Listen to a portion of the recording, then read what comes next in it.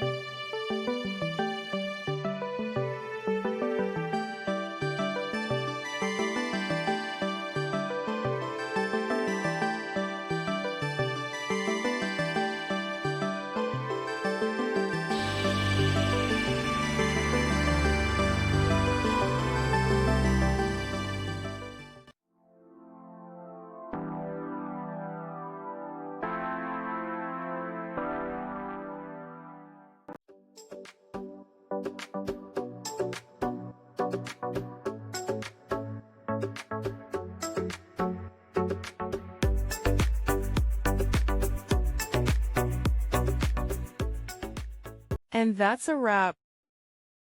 I hope you found the answer you were looking for. If you did, take a second to hit that subscribe button. It really helps out. And let me know in the comments which solution worked best for you. See you next time in the debug zone.